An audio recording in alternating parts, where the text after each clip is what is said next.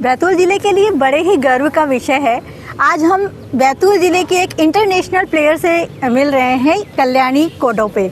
और जी हाँ, आदिवासी परिवार की बच्ची है ये, और हाल ही में क्या आज ही हमारे बैतूल ज़िले में इसका आगमन हुआ है। श्रीलंका में इसने कराटे का प्रतिनिधित्व किया है हमारे भारत की ओर से, और रजत पदक हासिल किया है। इसके अलावा एक और देश में आप खेली हैं, थाईलैंड में।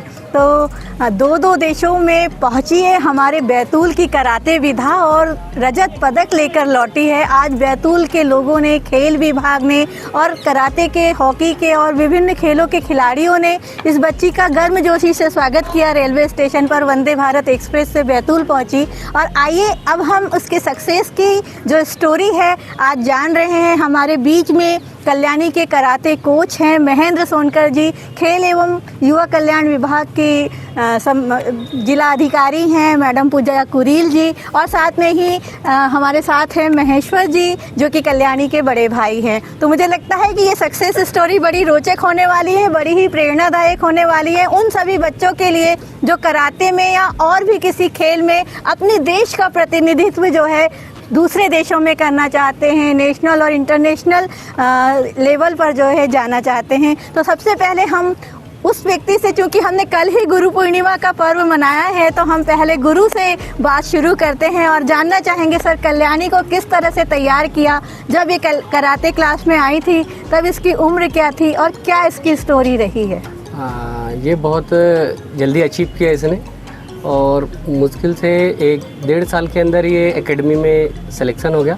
और उसमें हमारे जिला खेल और युवा कल्याण अधिकारी का बहुत बड़ा योगदान था कि पहली बार ऐसा हुआ कि एकेडमी का सिलेक्शन हमारे बैतूल में हुआ जी। इसके पहले कभी नहीं हुआ जी। मतलब हमको ट्रायल देने वहाँ जाना पड़ता था, पर पहली बार ऐसा हुआ कि हमारे खेल और युवा कल्याण विभाग अधिकारी के द्वारा यहाँ कुछ समय पहले ही कल्याणी जो है एकेडमी में, हाँ, पिछले 2-1.5 साल में ही गई है वो। और इसके पहले जिसका सिलेक्शन हुआ हमारे यहाँ, पहली बार ऐसा हुआ कि 3 खिलाड़ी इकट्ठे अच्छा एकेडमी में गए। नहीं तो इसके पहले कभी 1 गया, कभी 2 गया, पर पहली बार ऐसा हुआ कि 3 खिलाड़ी एक साथ उन्होंने चयन किया।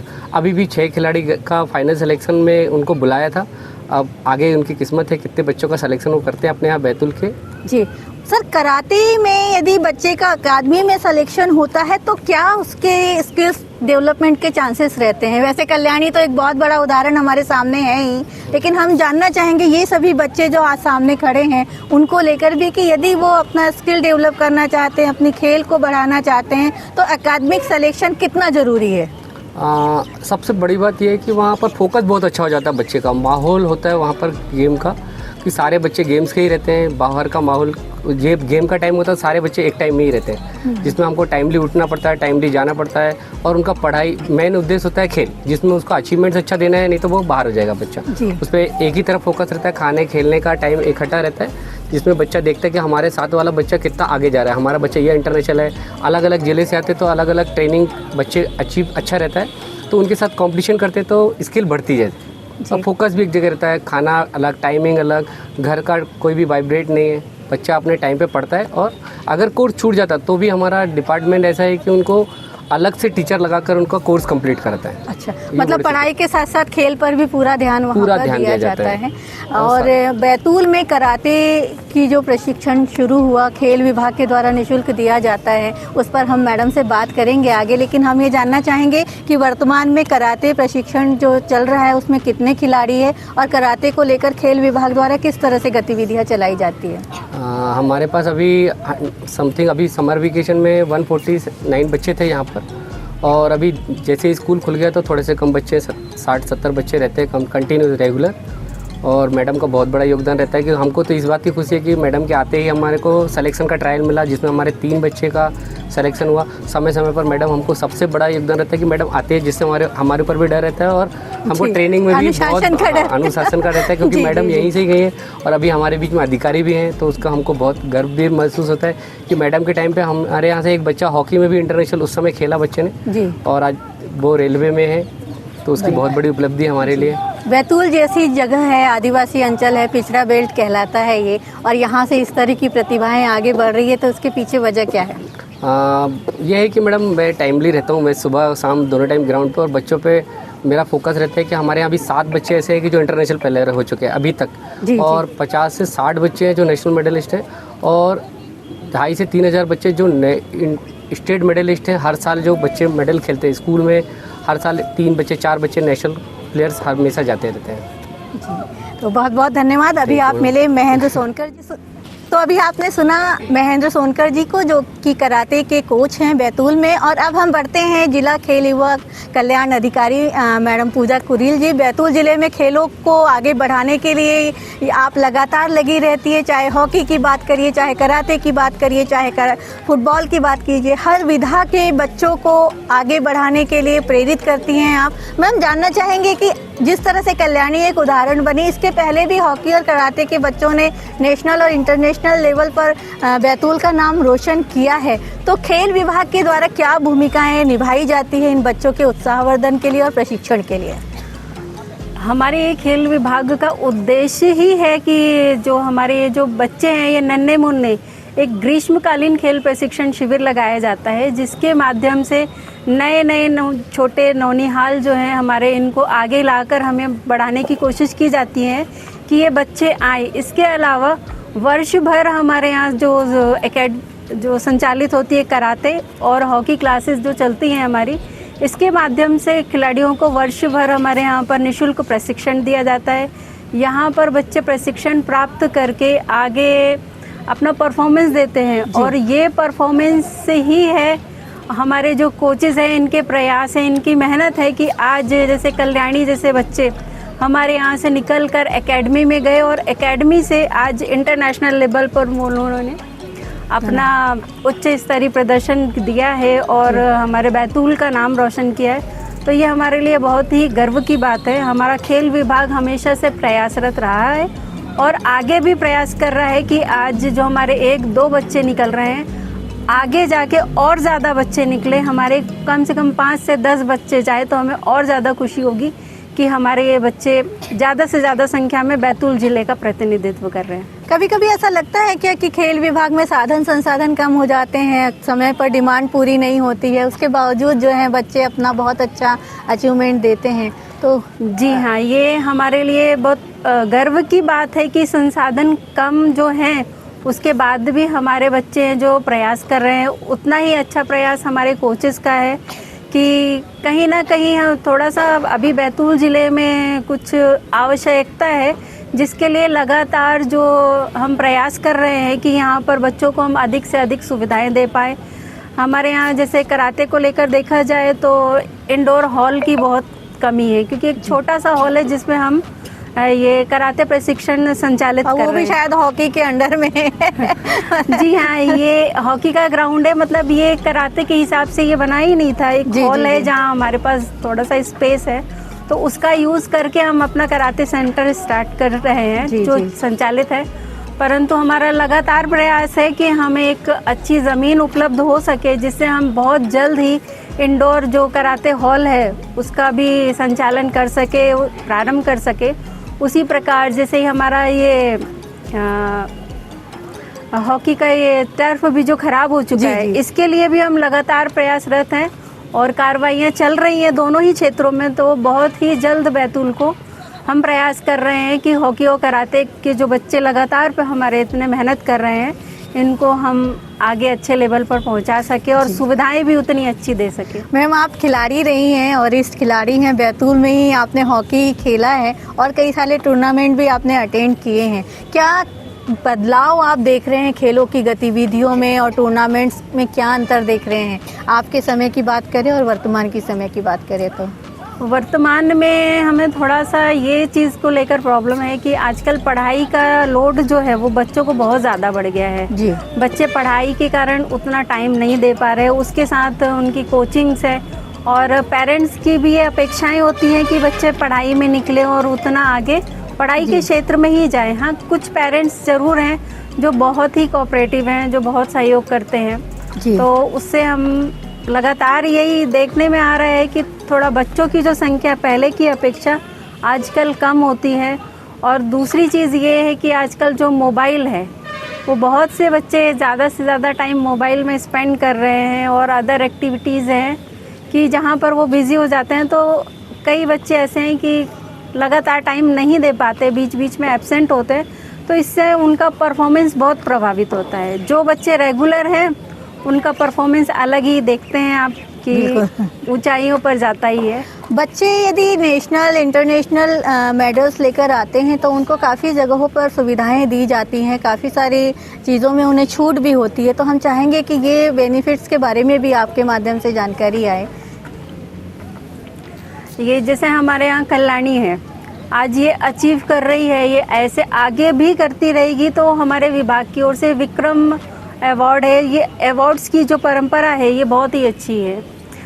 हमारे यहाँ बहुत से ऐसे खिलाड़ी हैं, हमारे ज़िले के नहीं हैं परंतु दूसरे ज़िलों में भी हैं जो जिनको सरकार अपना ये नौकरियों में प्रोत्साहन देकर उनको बढ़ा रही है और अच्छा अचीव करने पर उन्हें नौकरियां भी प्रदान कर रही है। उसी प्रकार से स्कूल लेवल पर भी देखा जाए तो उन्हें एक मार्क्स एक्स्ट्रा दिए जाते हैं जो राष्ट्रीय खिलाड़ी है उनको, और काफ़ी क्षेत्रों में उनको आगे बढ़ाने का प्रयास किया जा रहा है। उसी प्रकार से खेल विभाग में स्कॉलरशिप जो है वो राष्ट्रीय और अंतर्राष्ट्रीय खिलाड़ी है, जो इवन स्टेट लेवल के भी खिलाड़ी है जो फर्स्ट सेकंड थर्ड प्लेस प्राप्त करते हैं, उनको भी स्कॉलरशिप प्रदान की जाती है हमारे विभाग के द्वारा। तो अभी आपने सुना पूजा कुरेल जी को, जो कि खेल विभाग की अधिकारी हैं, और आपने देखा कि खेलों में किस तरह से बच्चों को बेनिफिट्स मिलता है, चाहे वो स्टेट लेवल का खिलाड़ी हो, चाहे नेशनल लेवल का खिलाड़ी हो या अंतर्राष्ट्रीय खिलाड़ी। बढ़ते हैं उपलब्धियों की ओर, और उपलब्धियों की बात करते हैं घर से। और घर की बात यदि करें तो कल्याणी के बड़े भाई हमारे साथ में महेश्वर जी बैठे हैं। हम जानना चाहेंगे कल्याणी के थोड़े से बचपन के बारे में, और कल्याणी किस तरह से कराटे में आई, परिवार ने किस तरह से सोचा कि इस विधा से कराटे से जो है कल्याणी को जोड़ना चाहिए। तो महेश्वर जी आपसे जानना चाहेंगे हम। जी जी, सभी साथियों को नमस्कार। सर्वप्रथम हम सभी के लिए बहुत ही गर्व का विषय है कि इस छोटे से ज़िले, जो जनजाति ज़िला हमारा कहलाता है, इस छोटे से ज़िले से ग्रामीण अंचल में पली बड़ी बेटी हमारी आज जो है देश का प्रतिनिधित्व करके जो श्रीलंका में एशियंस गेम हुए उसमें उन्होंने सिल्वर मेडल हासिल किया। थाईलैंड में भी जो प्रतियोगिताएं हुई उसमें भी उन्होंने सिल्वर मेडल हासिल किया। तो सर्वप्रथम तो ये हमारे छोटे से ज़िले बैतूल के लिए गौरव का विषय है। और चूँकि जनजाति समाज से ही हम बेटी आती भी है, तो छोटे इस जनजाति समाज में भी बहुत सी प्रतिभाएं हैं जिनको आज तराशने की आवश्यकता है, और जिनको हम आज पिछड़ा समझ रहे हैं, मान रहे हैं, धीरे धीरे वो समाज भी अब मुख्य धारा में आ रहा है। तो ये हम सभी के लिए गर्व का विषय है। तो सर्वप्रथम तो ये रहा। दूसरा बात सबसे विशेष जो बेटी के बारे में है, तो वो शुरू से ही बचपन से ही बहुत ही प्रतिभावान है और बहुत ही ऊर्जावान है। उसमें सबसे ज़्यादा जो सहयोग परिवार की ओर से मिला है, पिताजी श्री गजानंद कोडापे जी, उनका सबसे ज़्यादा विशिष्ट योगदान रहा है। 4 बेटियों में सबसे छोटी है कल्याणी घर परिवार में।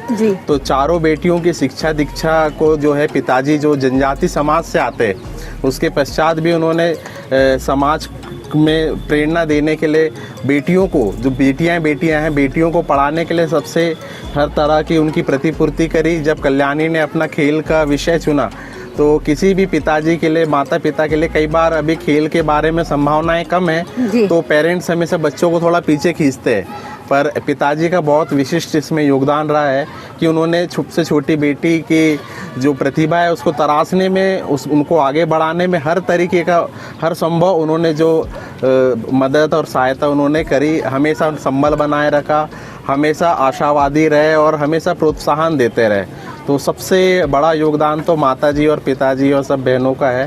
तो उन सबको सभी साधुवाद के पात्र है कि जनजाति समाज को एक गर्व करने का एक विषय उन्होंने हम सबको प्रदान किया है। तो महेश्वर जी थोड़ा सा बीच में रोक रही हूँ। कल्याणी जो कि कराटे सीखती है और इंटरनेशनल प्लेयर है, हाथ पैर घर में भी तो नहीं चलाती है। हमारे यहाँ पे घर परिवार में चारों बेटियों में सबसे तेज है वो, उत्साह है।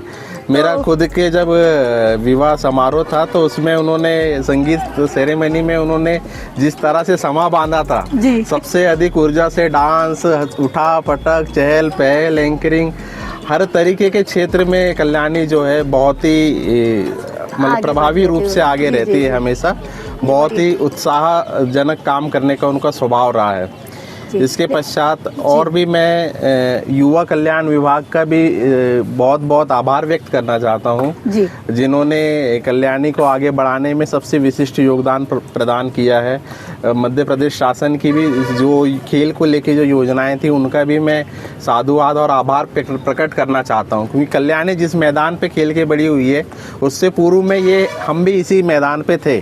अच्छा। पर जैसा स्वरूप आज हम देख पा रहे हैं, जितना अच्छा स्वरूप शासन की मदद से जो तैयार हुआ है यहाँ पे, पहले हम इसी उत्कृष्ट विद्यालय में पढ़ते थे, उसका मैदान था, कच्चा सा मैदान था, यहाँ क्रिकेट होता था, आधे समय बारिश में कीचड़ हुआ करता था।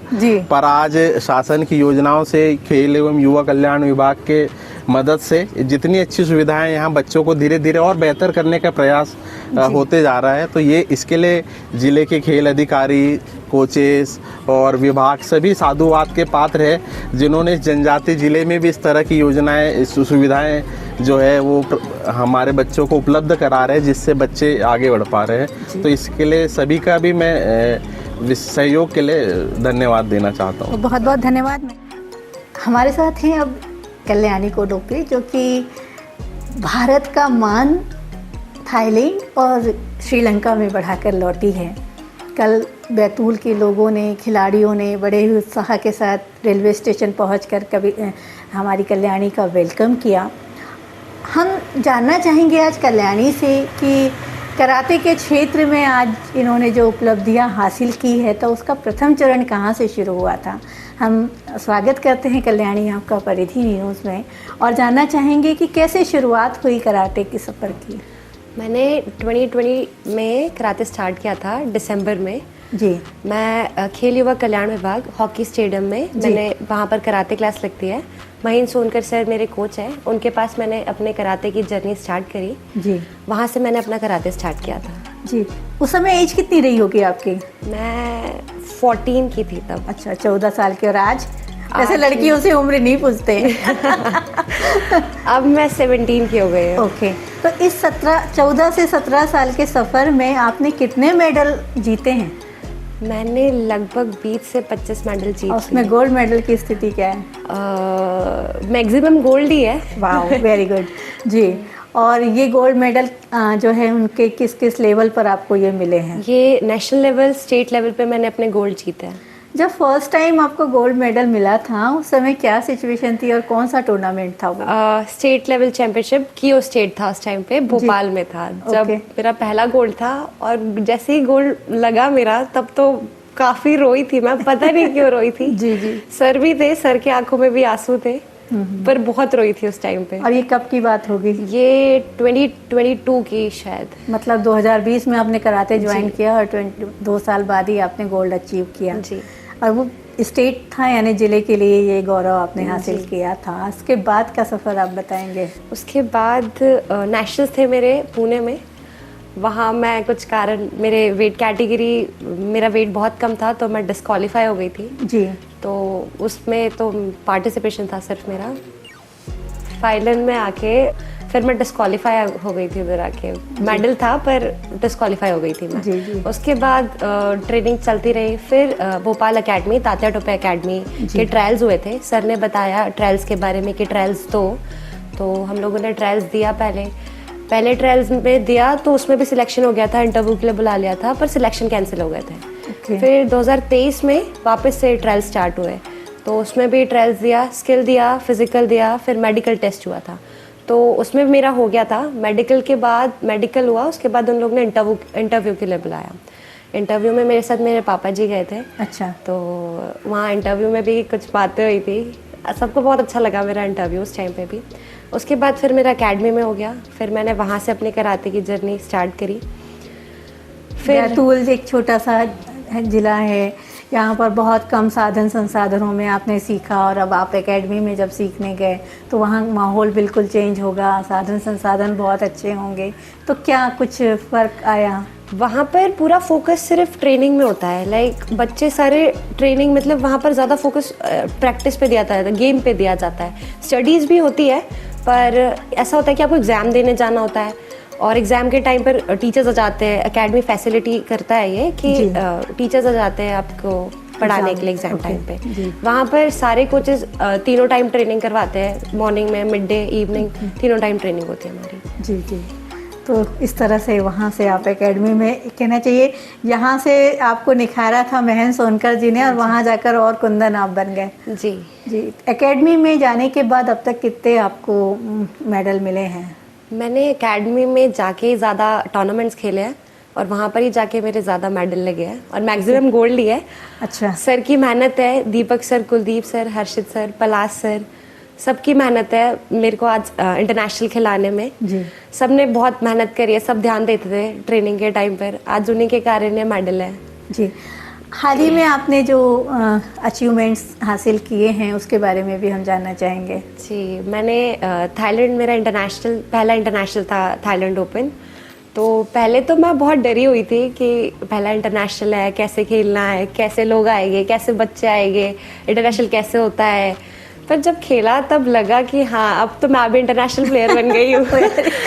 जी बिल्कुल। और पूरे बैतूल को भी आप पर प्राउड है, और ना सिर्फ बैतूल बल्कि पूरे इंडिया को प्राउड है आप पर, क्योंकि एक इंटरनेशनल प्लेयर यदि कुछ अचीव करता है देश के लिए तो पूरे देश का गौरव होता है। इसके बाद थाईलैंड के बाद आप श्रीलंका भी पहुंचे। मतलब बैक टू बैक टूर्नामेंट्स थे। मैं 30 को इधर दिल्ली लैंड करी थी, उसके बाद मैं भोपाल आई हूँ, उसके बाद दूसरे दिन ही मुझे श्रीलंका निकलना था। जी। फिर श्रीलंका गई, वहाँ पर तो ऐसा था, इस बात का डर लग रहा था कि मुझे डर क्यों नहीं लग रहा है।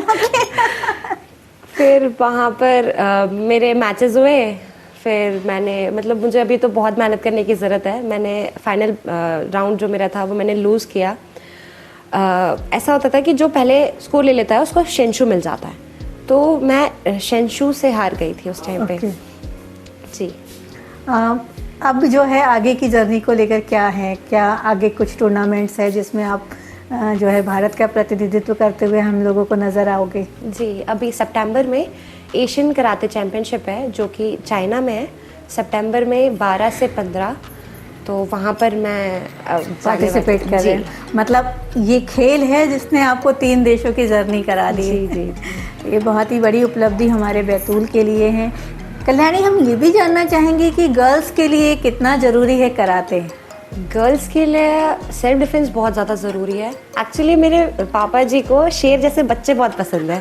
उनको मतलब ऐसे चाहिए कि खूंखार बच्चे होने चाहिए। वो फॉरेस्ट में है, ओके। तो इस वजह से वो भी शेर जैसे हैं, उनको अपने बच्चे भी शेर जैसे चाहिए। तो वो है। फिर इसी कारण मैंने कराटे ज्वाइन किया था। मुझे पहले पता नहीं था कि कराटे में टूर्नामेंट्स वगैरह होते हैं, नेशनल्स होते हैं, इंटरनेशनल्स होते हैं। वहाँ जाके सर ने मुझे बताया कि टूर्नामेंट्स खेलो, उससे अचीवमेंट मिलेगी। तो ये बड़ी बहुत अच्छी बात है, और पापा के सपने को भी आप साकार कर रही हैं, ये भी बहुत बड़ी बात है। हम ये भी जानना चाहेंगे आपसे कि जब आप कराटे को आपने ज्वाइन किया, एक मार धाड़ वाली विधा है ना, तो कई बार चोट भी आई होगी, तो कभी ऐसा लगा कि अरे लग गई? और लड़कियों को जब कभी कुछ ऐसा चोट लगती है तो वो गिव अप करने को भी सोचती है, तो कभी आपके मन में ख्याल आया या कभी हार गए हो तब ऐसा लगा हो कि नहीं अब मुझे नहीं खेलना है? कभी लगती थी तो ऐसा तो नहीं, मतलब सर भी सिखाते थे लग गई कुछ नहीं होता, लगी तो है वापस ठीक हो जाएगी। वहाँ पर भी सर लोग यही कहते हैं लगी तो है कुछ नहीं होता। बाकी अभी मुझे बहुत सीरियस इंजरी हो गई थी, मेरे चेस्ट में फ्रैक्चर हो गया था अभी रिसेंटली। जी जी। तो फिर मैं 1 महीने, मेरे एग्जाम भी थे उस टाइम पे, बोर्ड्स थे मेरे, तो मैंने तब रेस्ट लिया था। मेरे मम्मा आए थे। मम्मा तो बहुत ऐसे टेंशन हो जाती है मम्मा लोगों की कि बच्चों को कुछ ज़्यादा होते हैं। हाँ, तो फिर वो आए थे देखने, क्योंकि मैं घर नहीं आई थी उस टाइम पे, वहीं पर ही एकेडमी में ही थी, तो मम्मा आए थे देखने। फिर तो कभी ऐसा लगा नहीं कि नहीं गेम छोड़ दो, हमेशा से ऐसे ही लगा नहीं गेम करना है, भले कितनी भी तकलीफ हो रही है, दर्द हो रहा है, गेम करना है। कराटे को लेकर आपका सपना क्या है? क्या किस लेवल तक जाना चाहते हैं? अभी क्या गोल अचीव करना चाहते हैं? मेरा तो सपना यही है कि मैं ओलंपिक्स में पार्टिसिपेट करूं, मेडल जीतूं इंडिया के लिए। अभी 2032 में ओलंपिक्स में कराटे आने वाला है, तो मैं पूरी मेहनत कर रही हूँ ओलंपिक्स में मेडल लाने के लिए। तो आपने देखा, हमारी कल्याणी का गोल है कि ओलंपिक में वो मेडल लाना चाहती है इंडिया के लिए। आप सबकी दुआओं की भी ज़रूरत है, वो अपने हिस्से की मेहनत तो कर ही रही है। कल्याणी, आपने हमें इतना वक्त दिया, हमसे अपनी सक्सेस स्टोरी शेयर की, आपका बहुत बहुत धन्यवाद। Thank you so much. किसी भी सफलता की कहानी के पीछे जो है बहुत से लोगों की मेहनत होती है, चाहे कल्याणी की बात कर लीजिए, चाहे और भी वो लोग जिन्होंने अलग अलग फील्ड में अपने आप का मुकाम हासिल किया है, अपने आप को साबित किया है, उनके पीछे उनके गुरु बहुत महत्वपूर्ण होते हैं, जो उनकी कमियां भी बताते हैं। और कई बार ऐसा होता है ना कि गुरु को नारियल की तरह भी होना पड़ता है कि ऊपर से सख्त होते हैं, अंदर से कोमल होते हैं, और कभी कभी गुरु बेर की तरह होते हैं, ऊपर से कोमल और अंदर से सख्त। तो जहाँ तक मुझे याद है कि महेंद्र सोनकर जी के बारे में वो दिखते जिस तरह से हैं वो उस तरह के हैं बिल्कुल नहीं, लेकिन एक डर, एक अनुशासन उनकी कराटे क्लास में मैंने कई बार देखा है। सर, मैं जानना चाहूँगी आपसे कि कराटे को आपने किस तरह से शुरू किया था, आपने कैसे ज्वाइन किया था? कराटे से मेरे चाचा जी सीखते थे और मुझे बचपन से ही कराटे सीखने का बहुत शौक था जी। मेरा बहुत संघर्षशील स्थिति थी। मुझे जब इंटरनेशनल खेलना पड़ा तो मुझे अपनी दुकान भी गिरवी रखनी पड़ी जी। मेरे पापा ने भी बहुत संघर्ष किया। मेरे दादाजी ने अपनी एफडी जो भी जॉब करते थे, दादाजी ने उस पे से कुछ पैसे दिए। फिर ऐसा भी स्थिति आई कि हमने बहुत सारी चीज़ें अपने साथियों से सीखा कराटे से, मतलब बहुत संघर्ष किया हमने उसमें। बताने जैसी स्थिति तो नहीं है, लेकिन यह था कि संघर्ष बहुत था और सपना था कि हर बैठना, खाना, खेलना, बस WCAP का सपना था कि हमारे साथ एक बच्ची गई एशियन चैंपियनशिप खेलने, तो सपना था कि WCAP का टूर्नामेंट खेलना है जी। तो वो सपना साकार करने के लिए हमने बहुत मेहनत करी और हमारे महेंद्र सोनकर सर हमारे नाम रसी ही है। अच्छा, और उसके बाद रतन सर ने हमको जी उसके एकेडमी के बाद एकेडमी चले गए। उसके बाद मैंने अपनी क्लास नहीं छोड़ी जी। एकेडमी हमारी 7:30-7 बजे लगती थी, पर मैं 5:30 बजे 6 बजे अपने सर के पास जाता था। 7 बजे तक प्रैक्टिस करता था अपने डोजो में और उस डोजो के बाद मैं वहाँ चला जाता था साई थोड़ा लंबा देर तक चलती थी क्योंकि वो हम लोग के सर देर तक ट्रेनिंग कराते थे, 9:30-10 बजे तक। फिर वहाँ से मैं जैसे ही छूटता था तो शाम को सर जल्दी छोड़ देते थे क्योंकि बच्चे लोग पढ़ाई भी कर ले और यहाँ भी चले जाए। पर जो हमारी कराटे क्लास वही रोड पे ही, रास्ते पे ही थी, तो वहाँ भी हम लोग ट्रेनिंग करने 7 बजे के 7:30-8 बजे के बाद वहाँ से छूटते थे तो फिर अपने डोजो चले मतलब जाते थे। एक जुनून था कराटे को लेकर। कराटे का जुनून था और उस जुनून में ऐसा हुआ कि मैं एक बार फ्रैक्चर्स भी हो गए मेरे को, मेरा जबड़ा पूरा टूट गया। तो फिर पापा जी लोग ने बोला, पहले तो 1-2 दिन ने मैंने बताया ही नहीं। मैंने मम्मा से बोला, मम्मा मेरे लिए ये बना के रखना खाना, लिक्विड वाला, हाँ डाइट के लिए बना के रखना। तो मम्मा ने कहा ठीक है मैं बना के रखूँगी, तुम आ जाओ। और उसी दिन ऐसा हुआ कि लाइट गोल हुई, फिर लाइट आई और मुझे जबड़े पे लग गया अचानक ही।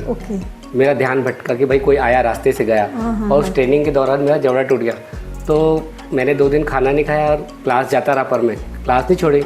तो मेरे सर ने देखा मुझे कि इसका चेहरा उतरा हुआ है, तो बोला क्या होगा? मैंने कहा सर मैंने घर पे तो बताया ही नहीं, लेकिन सर को मुझे रो के बताना पड़ा कि सर मेरे जबड़ा टूट गया, दर्द बहुत हो रहा है। तो कहते अच्छा एक काम कर, बैठ मेरी गाड़ी पे।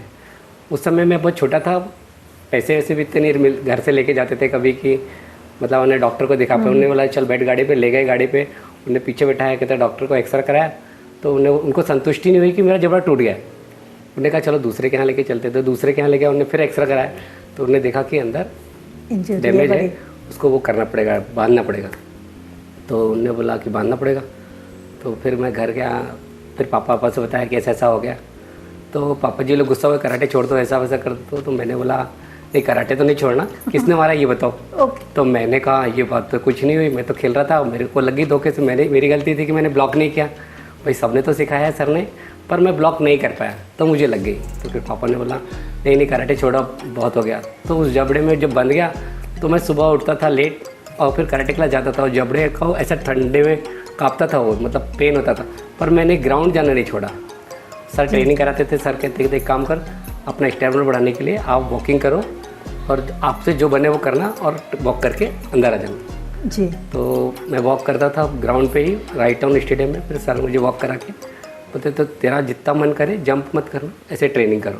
तो ऐसे करके चलता रहा संघर्ष। फिर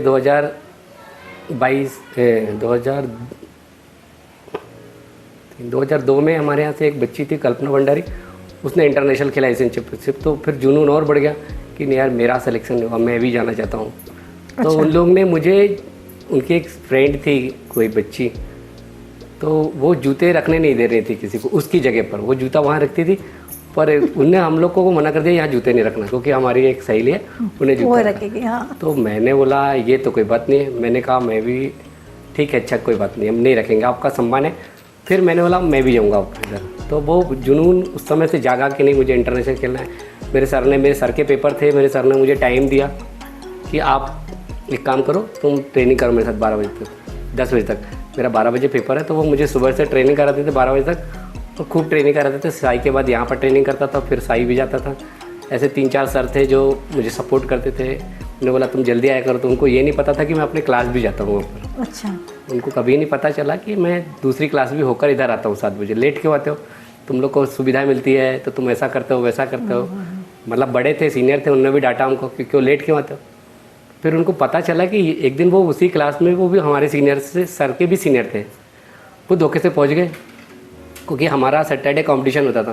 तो 2-4 डोजों के सर लोग साथ में आते थे और एक ट्रेनिंग करते थे कि कंपटीशन फाइट कर देंगे अपन, जिससे बच्चा और निखरेगा। तो सारे लोग मिलकर ट्रेनिंग करते थे। तो फिर वो सर ने देख लिया, यार ये तो यहाँ भी आए वहाँ भी गए, तुम लोग सही नहीं गए। मैंने कहा सर मैं यहाँ से जाऊँगा अभी। अच्छा, तो उनको उस दिन पता चला कि ये लेट क्यों आते हैं।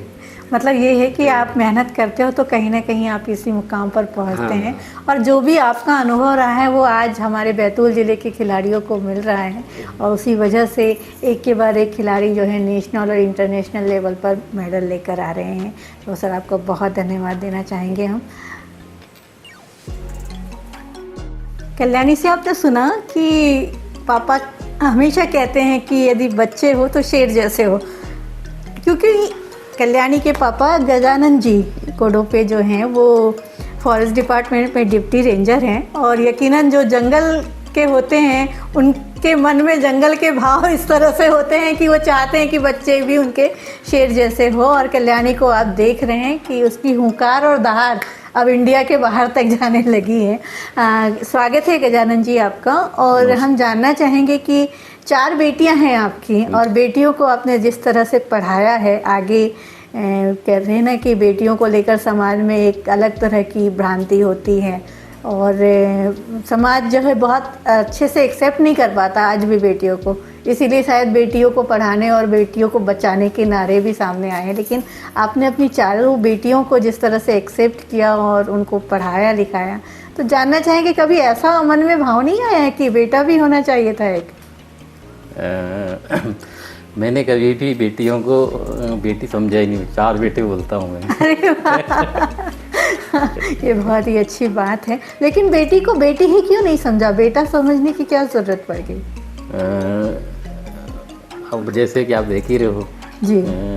नहीं, हम तो यही कहते हैं, मतलब मैं ये बात, आप बहुत प्यार से बेटियों को पाल रहे हैं, लेकिन हमारा समाज हमेशा ये क्यों कहता है कि बेटी ने बेटे जैसा काम किया, बेटी ने बेटी जैसा ही काम किया? ये भी तो हम कह सकते हैं। नहीं, मैं तो बोलता हूँ कि बेटे से भी अच्छे काम किए। बिल्कुल, ये बहुत सम्मान की बात है हमारे लिए भी। और हम जानना चाहेंगे कि आज कल्याणी जिस मुकाम पर है, तो किस तरह से आपने उसे प्रेरित किया कि इस फील्ड में वो आए? जैसे कि मैं वन विभाग में हूँ जी। वन अंचलों में हमको काम करना पड़ता है। जी तो वैसे तो मैंने बच्चों को बहुत कम समय दिया हूँ। जी जी, जो भी ऐसा टफ है। हाँ जी बस आर्थिक दृष्टि से जो भी सहयोग बनता था। जी, और बाकी मतलब पूरी जिम्मेदारी मैडम ने निभाई। तो बैकबोन जो है परिवार की मैडम जी रही हैं, तो ये बहुत अच्छी बात है। हम जानना चाहेंगे कि क्या आपने देखा ऐसा कल्याणी में जिसकी वजह से आपको लगा कि ये कराटे कर सकती है या फिजिकल गेम कर सकती है, उस तरफ भेजने का कैसे मन बना? जैसे कि मैंने पहले बताया, वो बचपन से बड़ा उत्सुक प्रवृत्ति की है जी। मतलब किसी भी चीज़ को सीखने की ज़्यादा प्रयास करती है। अच्छा। और जैसे कराटे का जो खेल है उसने खुद ने चॉइस किया, मुझे पूछा कि पापा मुझे जाना है, दे दी। ये बहुत अच्छी बात है। और आज बिटिया जिस मुकाम पर है, क्या कहना चाहेंगे अपनी बेटी से? देखो ये तो बड़ा गर्व की बात है, ये सभी लोगों का आशीर्वाद है कि वहाँ तक पहुँची। जी, बहुत ही सही बात है। मिलते हैं कल्याणी की मम्मी से। अंजनी जी हमारे साथ में हैं। कैसा लग रहा है बेटी की सफलता पर? आज मैं बहुत खुश हूँ। कल के जो कार्यक्रम रहा जी, उसके लिए बहुत ही खुश जिस तरह से सबने वेलकम किया एकदम मन खुश हो गया होगा। मतलब आगे भी वो खेलते रहेगी या ऐसा? सोचती हूँ कि आगे ओलंपिक खेले वो बहुत और बढ़िया। मेडल लाए।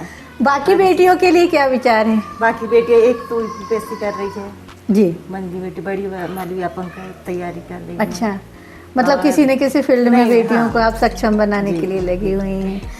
कभी ऐसा नहीं लगा कि अब मैं भी कराटे सीख लेती हूँ कल्याणी के साथ साथ? लेकिन माँ की भी भूमिका बहुत ज़रूरी आपने जिस तरह से निभाई है वो जी। होती है, और आज बेटी इस मुकाम पर पहुंची उसके लिए आप दोनों को बहुत सारी शुभकामनाएं हम अपने न्यूज़ चैनल की तरफ से देंगे। और हम भी जो है हमारे दर्शकों से भी कहेंगे कि आप भी प्रार्थना कीजिए। कल्याणी प्रयास कर रही है कि आने वाले समय में जब भी कराटे ओलंपिक में होगा वो हमारे देश का प्रतिनिधित्व ओलंपिक में करेगी और देश के लिए गोल्ड लाएगी, है ना कल्याणी? तो बहुत बहुत धन्यवाद।